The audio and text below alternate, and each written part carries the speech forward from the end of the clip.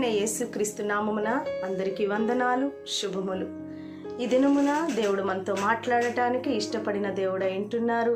దేవాది దేవుడు మనతో మాట్లాడుచున్నప్పుడు, మన చెవియొగ్గి ఆలకించినప్పుడు దేవుని యొక్క మేలులు మనం పొందుకుంటాం.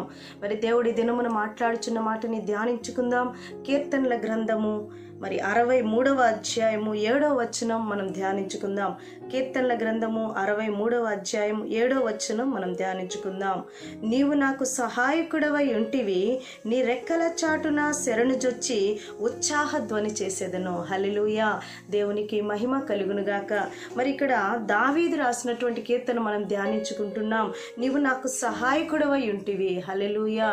మరి దావీదు ఎంతగా దేవుని అంతరంగమందు భక్తి కలిగి దేవుని పట్ల ఆశ కలిగి ఉన్నారంటే, తను గొర్రెలు మేపేటువంటి సమయములో దేవుని అధికముగా స్తుతించాడు, ఆరాధించాడు, మహిమపరిచాడు. మరి గొర్రెల కాపరిగా ఉన్నటువంటి దావీదుని దేవుడి ఇష్టడుగా ఎంచుకొని అతడికి రాజరికముని దేవుడు అప్పగించి ఉన్నారు. హల్లెలూయా. మరి ఆ యొక్క రాజరికాన్ని అప్పగించడానికి ఒక విజయముని తనకు ముందు జరిగినట్లు మనం చూస్తున్నాం. మరి గొల్యాతు పైకి యుద్ధమునకు వెళ్ళినప్పుడు మరి ఇతడు చాలా చిన్నవాడు. మరి అక్కడ ఉన్న వాళ్ళు చాలా బలాఢ్యులుగా ఉంటున్నారు. మరి వీళ్ళందరూ ఇంత ధైర్యముగా గొల్యాతు పైకి యుద్ధానికి వెళ్ళలేదే. మరి దావీదు వెళ్తున్నారని చూస్తున్న వారందరూ ఆశ్చర్యపడిపోతూ ఉన్నారు. మరి దావీదు కలిగి ఉన్న అంతర్గతమైన భక్తి ఎలాంటిదో మనం చూసినట్లయితే, నీవే నాకు సహాయకుడవై ఉంటివి. హల్లెలూయా. ఇంత విశ్వాసంతో ముందుకు వెళుతున్నారు దావీదు. మరి అతను గొర్రెల కాపరిగా ఉన్నప్పుడు మరి ఎంత విశ్వాసంతో దేవుని స్తుతించాడో, ఆరాధించాడో, దేవుని పట్ల ఆశ కలిగి ఉన్నారు. మరి గొల్యాతు బలవంతుడైన గొల్యాతుని, మరి అధికమైన ఎత్తు బలము కలిగినటువంటి గొల్యాతుని చంపడానికి మరి దేవుడు దావీదును వాడుకున్నారు. హల్లెలూయా. మరి దాని తరువాత అతనికి రాజరికమును అప్పగించడం జరిగింది. మరి దావీదు అంతర్గతం ఎలా ఉందంటే, దేవునికి ఇష్టకరముగా నడుచుకుంటూ ఉన్నారు. దేవుని పైన ఆనుకునే అనుభవం ఉన్నది. మరి ఇక్కడ రాయబడి ఉన్న మాట చూస్తే, నీవే నాకు సహాయకుడవు. ఈ మాట ఏ స్థితిలో దావీదు చెప్పి ఉన్నారు మనం గమనించినట్లయితే పైన రాయబడింది, దావీదు యూదా అరణ్యములో నుండగా రచించిన కీర్తన. హల్లెలూయా. మరి ఈయన అరణ్యములో ఉంటున్నప్పుడు, అరణ్యములో మరి ఆదుకునే వారు ఉండరు, సహాయం ఉండదు, మరి ఇంకా అతనికి తోడు ఉండదు. మరి ఎక్కడ ఆయనకి సహాయం అందని స్థితిలో మరి సహాయం మనుష్యుల కొరకు ఎదురు చూడలేదు. కానీ దావీదు ఎదురు చూస్తున్నది ఎవరి వైపు చూస్తున్నా అంటే, ప్రభువా నీవే నాకు సహాయకుడవు. హల్లెలూయా. ఇలాంటి అనుభవం ఉందా సహోదరి, సహోదరుడా? మరి శ్రమ వచ్చినప్పుడు మనం కృంగిపోతూ ఉంటాం, బాధపడిపోతూ ఉంటాం. దావీదు అరణ్యంలో ఉన్నారు. ఆ స్థితిలో రాసుకున్నటువంటి ఈ కీర్తనను మనం ధ్యానించుకుంటున్నాం. మరి మనకు దుఃఖం వచ్చినప్పుడు, వేదన వచ్చినప్పుడు, బాధ కలిగినప్పుడు దేవుని సముఖమున మరి ఎదురు చూసే అనుభవం ఉందా? నీవే నా సహాయకుడవయ్యా అని మనం అడిగే అనుభవం ఉందా సహోదరి, సహోదరుడా? ఇదిరమున ఇట్టి అనుభవంలో మనం ఉండాలని దేవుడు ఆశపడుతున్నారు. మరి దావీదుని ఇష్టకరముగా, దావీదు హృదయముని ఇష్టపడిన దేవుడు ఎందుకొరకు ఇష్టపడ్డారంటే, అతడు దేవునితో అంతగా ఆనందించాడంట. కింద రాయబడిన మాటని చూస్తే, మరి నీ రెక్కల చాటున శరణుజొచ్చి ఉత్సాహ ధ్వని చేసేదను. హల్లెలూయా.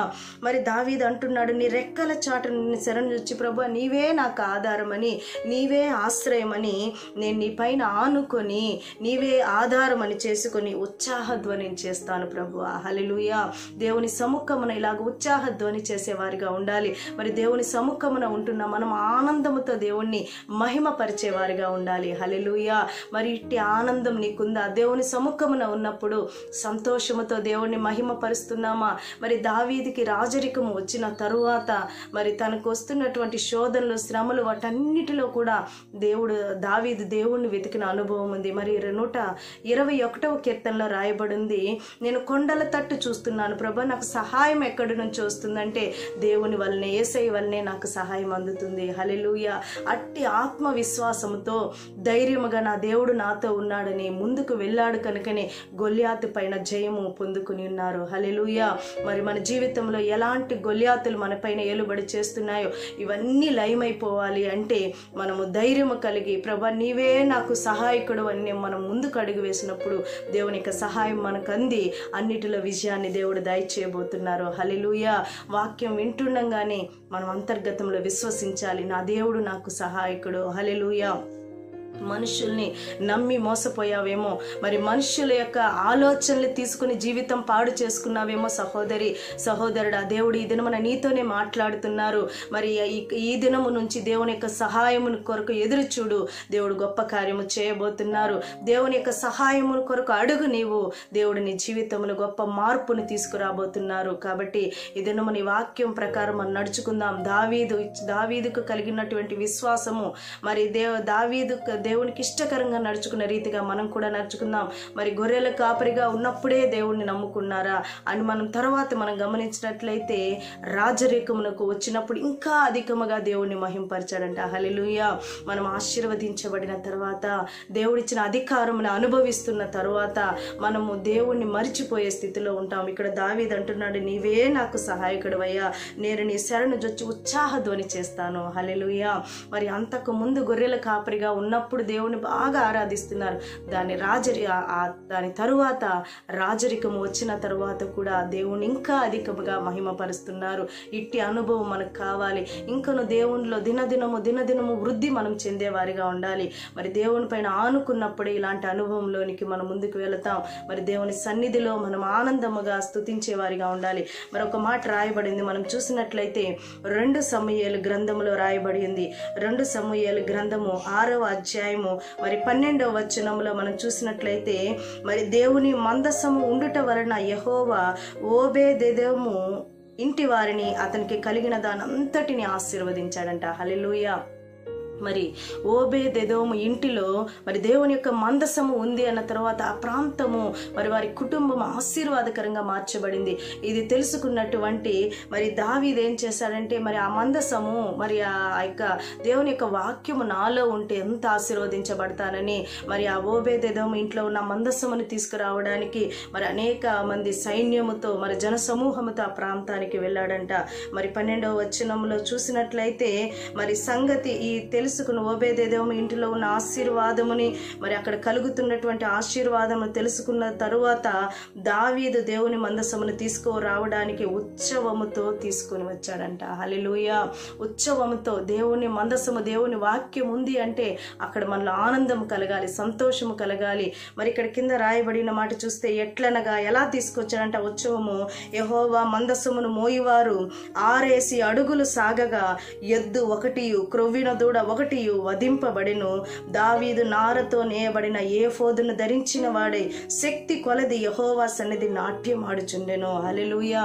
తన శక్తి కొలది దేవుని సన్నిధిలో ఉత్సాహముగా గంతులు వేస్తున్నాడంట. మరి ఇతను దావీదు రాజుగా మార్చబడ్డారు. మరి అంతకుముందు గొర్రెల కాపరి, అప్పుడు బాగా ఆరాధిస్తున్నాడు దేవుణ్ణి.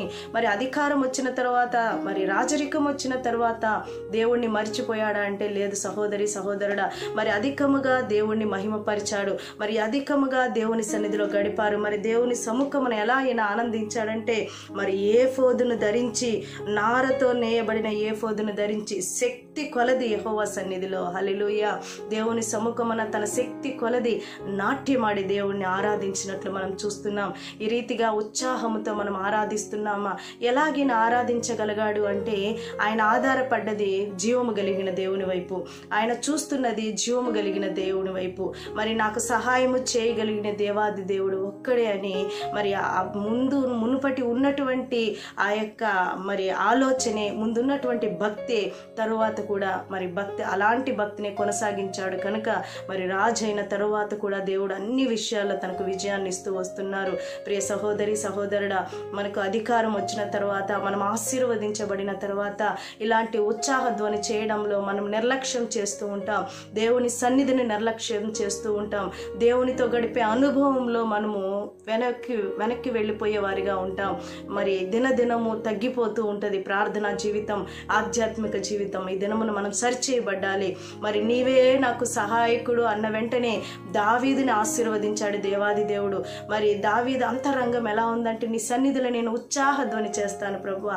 అతడు మాట మాత్రమే చెప్పలేదు, కానీ మరి 2 సమూయేలు గ్రంథంలో రాయబడిన ప్రకారం తన శక్తి కొలది దేవుని సన్నిధిలో మరి ఏఫోదును ధరించి, నారతో నేయబడిన ఏఫోదును ధరించి ఆనందంతో దేవుని సన్నిధిలో గంతులు వేశాడంట. మరి దినమున జ్ఞాపకం చేసుకుందాం, దేవుని సన్నిధిలో మనం నిర్లక్ష్యంతో నిరుత్సాహంతో సన్నిధిలో మనం ఉండకూడదు, కానీ ఆనందంతో ఆయన సన్నిధిలో మనం గడిపినప్పుడు మరి ఆశీర్వాదం మనకి పాత్రులుగా మనం మార్చబడతాము. హల్లెలూయా. కాబట్టి దావీదు సహాయం కొరకు దేవుని వైపు చూసిన రీతిగా ఈ దినము నుంచి దేవుని సహాయం కొరకు నిజముగా నీవు అడుగుతున్నావు, అయితే అంతరంగము ఉత్సాహధ్వని చేస్తున్నదా? దేవుని సన్నిధిలో ఆనందిస్తున్నావా? ఈ అనుభవం నీకున్నట్లయితే దేవుని యొక్క సహాయం నీకు అందబోతున్నది. ఈ వాక్యమును దేవుడిని దీవించునుగాక. విన్న వాక్యమును బట్టి మనం ప్రార్థన చేసుకుందాం.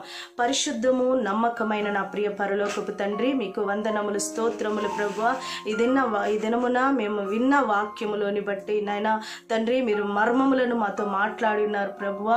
తండ్రి, మేము ఆశీర్వాదమునకు పాత్రలుగా మార్చబడాలని అనుకుంటున్నాం ప్రభువా. నీవే నా సహాయకుడు అంటున్నాం, కానీ నాయన అంతరంగము మీ సన్నిధిలో ఆనందించలేని అనుభవములో, పడిపోయిన స్థితిలో, నిరుత్సాహములో, నిర్లక్ష్యముతో సన్నిధిని ప్రభువా నాయన ఎన్నోసార్లు ప్రభువా నిర్లక్ష్యం చేసిన స్థితి ప్రభువా. ఈ దినమున నాయన అట్టి నాయన స్థితిలో ఉంటున్న సహోదరులందరినీ దీవించండి, ఆశీర్వదించండి. ఆ పరిస్థితి నాయన నిర్లక్ష్యపు జీవితము, నిరాశ జీవితము యేసు నామమున కొట్టివేయబడాలి ప్రభువా. ఈ దినము నుంచి నీవే వారికి సహాయకుడిగా ఉండి నైనా మీ సన్నిధిలో అధికముగా ఆనందించే కృపను, ఉత్సాహించే కృపను బిడ్డలందరికీ దయచేయమని, విన్న వాక్యమును నీరుగట్టి ఫలింప చేయమని మీకే సమస్త ఘనత, మహిమ, ప్రభావములు చెల్లిస్తూ యేసయ్య నామమున అడిగి వేడుకొనుచున్నాము తండ్రి. ఆమేన్, ఆమేన్, ఆమేన్.